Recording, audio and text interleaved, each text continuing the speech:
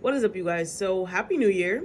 I just finished updating my budget sheet, and this has been demoralizing and fun because it is teaching me a lesson. So, I'm just going to jump right into it because it's not happy, right? So, I ended the year last year. I made money in my business. My boss gave me a bonus. It wasn't anything crazy. Made money in my business. Boss gave me a bonus, and I got my regular pay. And so I had a little bit more money than I normally do. Here's how I goofed. I spent more money than I usually do. And so I actually walked into this year with like a slight cushion. It was a slight, I don't even know how much it was. I think it was like a cushion of like $30, like from the last month. And I'm also starting something called the 12-week year this year. And so, well, for the beginning of the year, and if you haven't read the book, you should read the book. It's really good. If you also haven't read that book, you should also read Atomic Habits. So I'm just really like, last year was great for different reasons, not financially. It was great because I had a moment to just kind of like I just kind of took a step back. I didn't realize I was doing it, but I like took a step back. I have been really into personal development and stuff like that, and I was just kind of like being last year. And looking back, it gave me a chance to really just see who I be. Like, and looking at my finances, now I see who I be. And I don't like that this version of me. Um, Gonna go back to last year's numbers when it comes to my budget. Or just last month, one thing, some pitfalls I noticed, major pitfalls. So my boss gave me like an extra $200 on top of my pay for the month, and literally pretty much spent the entire thing on like takeout for the like just buying outside food here and there. $5 here, $10 here, $7 here, $15 here, and literally the whole thing was gone. So where I could have padded my savings, I did not. I made sure all my bills are paid, which was good. But like I said, I ended up taking Ubers, which I actually haven't been taking Ubers in probably like 60 to 90 days. Ended up taking about two Ubers to end out the year, and then since January, two or three Ubers since then. And so, I mean, and granted, for some reason, Uber has been relatively cheap, under $10 everywhere I've been, but it's an expense that I was gradually eliminating and fell back into. And so that just ate away at what could have been a cushion for me. What else? What else reflective could I give you for December 2024? I tried to start saving. And I was doing great, y'all. Like, I was really doing great. And then I actually don't remember what came up, but I ended up just spending it on that. So my general savings, gone. I only saved like $30, gone. I did set an automation in my account that I forgot about. I set the automation like, I think at the beginning of December, and I forgot that I set it. So money came out of my account to invest in some Fidelity stocks. And I was kind of happy about that because I was like, see, if I don't have to think about it and there's too much issue with me pulling it back, I'm just going to leave it. Honestly, I have a Charles Schwab account, and it pulls money out of my account pretty much every week. And I'm actually going to adjust it so it can pull it out faster, because sometimes I'll catch it and I'll hold on to the money. I'm happy that it's automated and I don't have to think about it, because at the end of the day, I'm 27. I'm still trying to plan for retirement. I'm aware I work in financial services. I need to be putting money away for retirement. And one of the books I'm reading is Atomic Habits, and he's just talking about the different ways in which we form habits. And one of the things is like, make it simple, like eliminate, make good habits easy to do, and make bad habits difficult to do. So the habit of like spending that money, like the money that I'm putting away for stocks, it just takes too much time to get the money out of those accounts. Pull it faster than before. Please pull it faster, because then I won't have to think about it.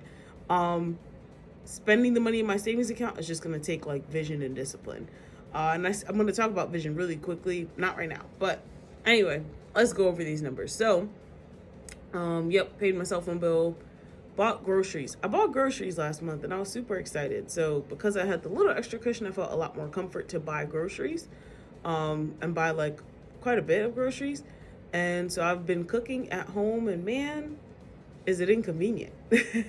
It's inconvenient, but it does feel good to like cook food and then be like, this actually tastes good.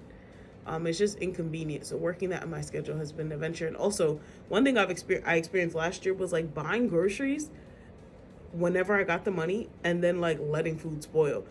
Like, I don't know who else can relate to that, but I really don't want to do that anymore. So just being intentional these past couple days about cooking my food, the food that I brought, or even like eating. My mom, love her to death. Mom eats like a pigeon or something. Like, I don't know what is up with her, but she eats like a pigeon. And so she'll like eat just like lentils and rice and then like some chips. Like it's like it's never like a full meal. And granted, lentils can be very hearty and satisfying, but she don't eat like dense, well-rounded meals. I don't know what's up with that, but I'm gonna appreciate it because she usually makes too much lentil for herself. So who am I? But yeah, that's a part of this new journey that I think I'll end talking about. I'll talk about as we end this video. So yeah, thing that is shifting coming into the new year is, so closing out the end of last year, I didn't have to pay for transit because I just had like a bus card. My bus card expired, so now I have to pay for transit. So that's an expense that I just have to be more aware of month to month. And yeah, I probably should have looked at how I did the video last time. I'm gonna find a format as to how I'm gonna go over this, but takeaways from last month is like, I am definitely the average American. The average American has trouble saving primarily because we just don't have the habit for it. And whenever we make more money, which, okay, working in finance, people always tell you like you have to make more money. I don't know, at least that's what they always tell me, like you have to make more money. But what I know, and I know this because I'm not a special human, I'm just like everybody else, is when people make more money, they usually incur more expenses or they find somewhere else to spend it. And so looking at this, and this is the reason why I think a lot of people in America are financially struggling, before it goes to the fact that your employer doesn't pay you enough, before we get to inflation, a lot of us just have bad spending habits or a bad relationship with money. And so before I can make more money, which is one of my goals for my 12-week year, I need to get under control the money that I am making. So I am going to pursue making more money this first quarter. I did just post a video where I talked about, I had this revelation that like people offer to, like someone reached out to me to do a project and they want to pay me for it. And I was like, you don't got to pay me. Listen, I'm growing, I'm learning. I don't know why I said that. Am I going to go back to him and say, yeah, let's do it and pay me? Of course. But a part of it is just creating better habits around money. And so right now, I'm in the process of planning to go to a conference. I do not have the money to go to this conference, but I'm going to figure it out by faith. And also, I am working on the habits that are required to, wow, my brain is stalling.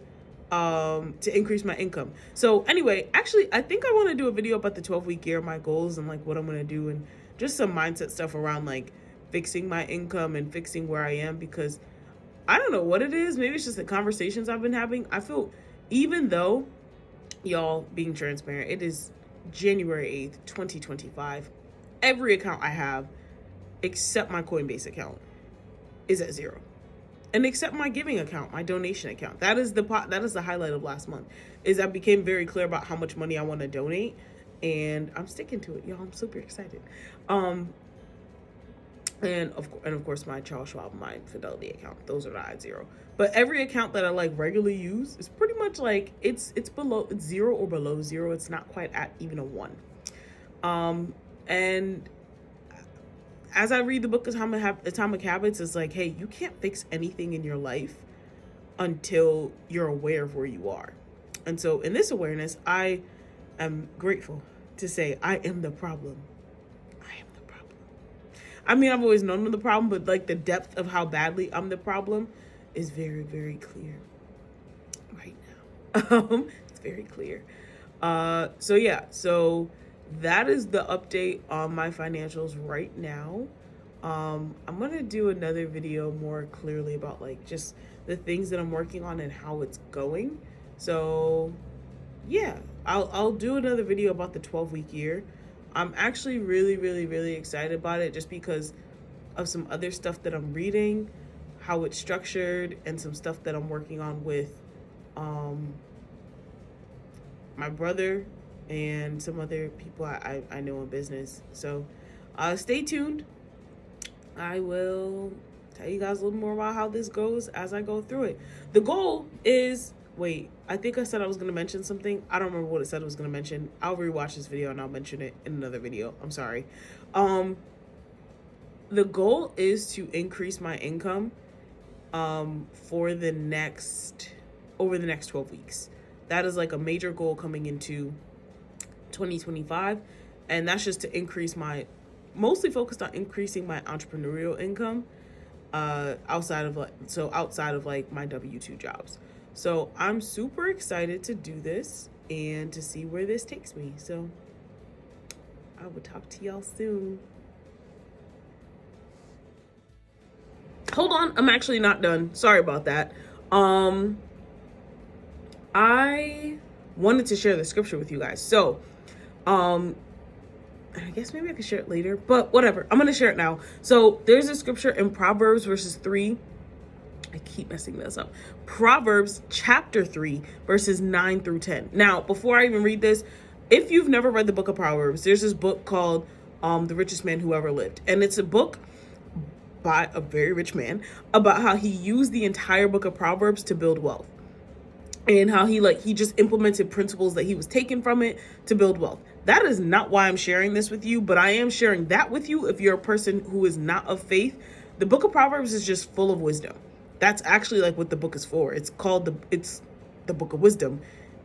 The entire Bible is a book of wisdom. However, the book of Proverbs is specifically a book of wisdom, and the value it brings to so many people worldwide. Specifically, I'm going to talk specifically about this book because the value the Bible brings to people, totally different story. That's a different conversation.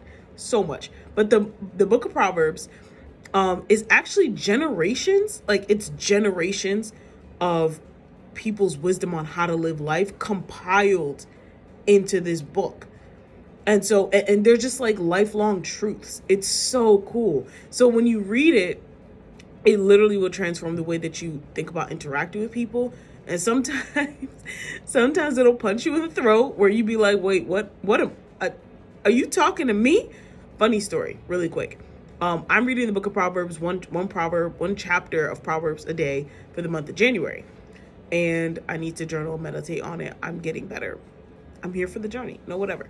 But I think like 2 days ago, Monday, I overslept.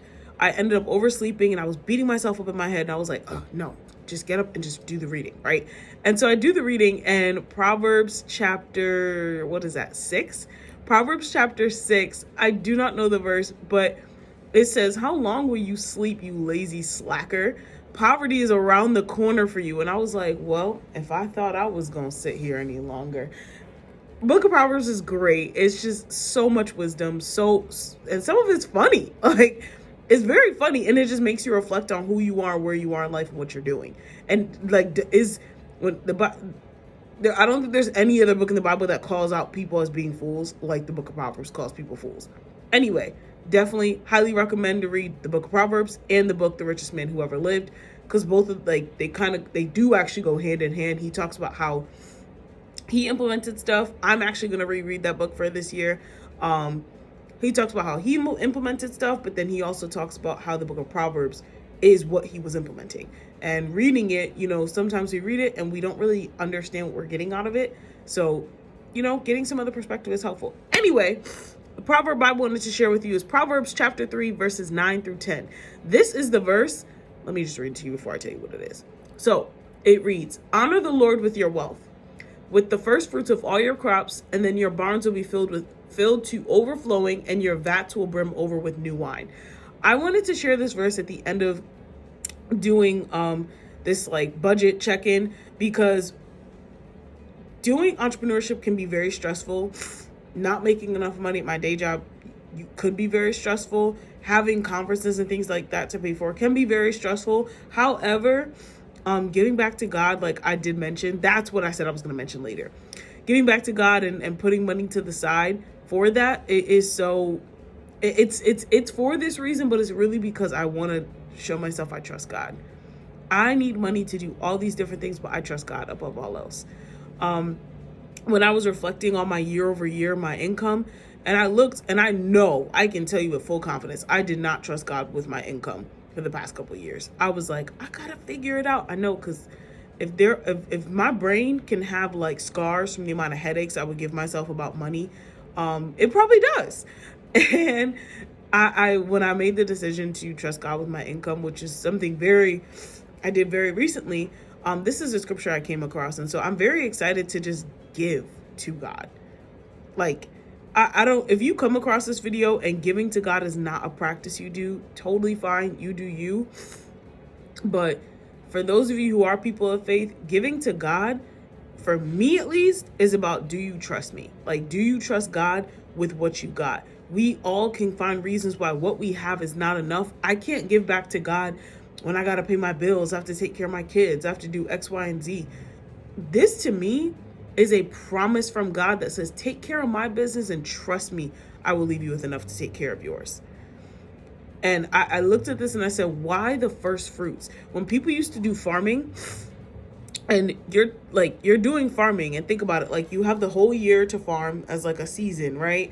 And so if you're farming for the whole season, or if you're in the farming cycle of the whole season, you know, at the end of the year when you're doing the harvest, which is like, I think like late August to like mid-October, early November, like that's all you got for the winter, because it's about to get cold and you're not going to be able to plant in the soil until it gets warm again in the spring, which if you live in New England, you know, we don't really know when spring starts. Like we kind of know, but we don't really know. It could be cold for a very long time. And so whatever you've harvested, once it's gone, it's gone. Like your family could starve if you don't produce enough crop, or if you poorly ration your food, right? That's kind of how our money is, the same way with our paychecks. Like if you poorly ration your paycheck, you'll end up like me and end up at zeros. And now it's like, ooh, the next 7 days is looking real dark, stark, and rough. But the Lord still says, give me the first 10, or the first fruits. We say 10%. Most people say 10%. But give me the first fruits. And then your barns will be filled with overflowing. Your vats will brim with new wine. I don't look at this as a promise that I'll be a millionaire. Do I wish it was? Yeah. But it's a promise from God that says, honor me first and I will take care of the rest. Whatever is left over will be enough. I actually don't need anything. Like I don't need anything. I need to pay for a conference, but I have time to figure that out.